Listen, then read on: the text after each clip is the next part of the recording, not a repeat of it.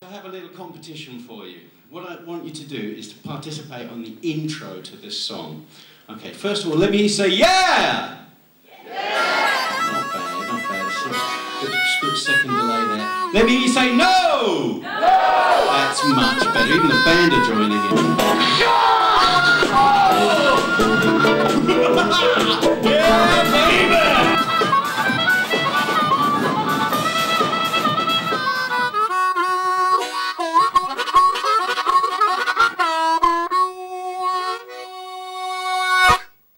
He picked up the harmonica at the age of 18 and since then has worked on 50 albums at least.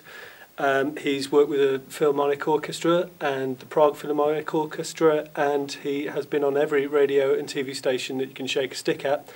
And he also graduated from Anglia Ruskin University, and is very pleased to say that he's coming to speak to us about that and his career so far. Hi, Steve. Hiya. Thanks for coming to see us. Before we talk about Anglia Ruskin and the course that you did, I wonder if you could fill in some of the background for us. Why the harmonica? Why did you pick up the harmonica and start playing?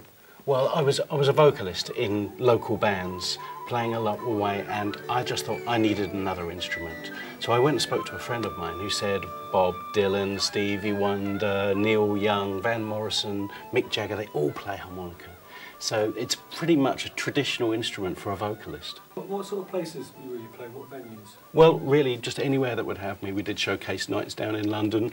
There was a huge, well, there still is, an absolute huge music reputation from Cambridge, with lots and lots of different venues supplying loads of different types of music, and then we're pretty closely linked with the other towns quite close to here. So yeah, there's a big scene for everybody to perform in. In summertime, and living is easy. When I started playing the harmonica, and in fact for the first 8 or 10 years that I played the harmonica, I played orally. I just listened and I copied whatever I find.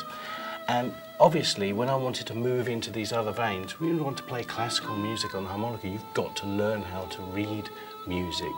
So I got up to grade 5 theory in about 3 months, and then I applied all of my knowledge and did as good as I possibly could to achieve my sight reading skills, which aren't the best in the world, but they're enough to let me work with big orchestras, doing film music and such like. While studying at Anglia Ruskin, you ended up playing with Larry Adler. Can you tell me a bit about that? Yeah, I mean, that was fantastic. There was really, Anglia Ruskin again, they went to the #1 top person in my field. He was the internationally well-known harmonica player, Larry Adler. And I was just so lucky, they invited him up, the television came down, and Channel 4 did a documentary on me doing the degree, and Larry Adler came up, performed with me, and then we continued to perform once or twice every year before he died.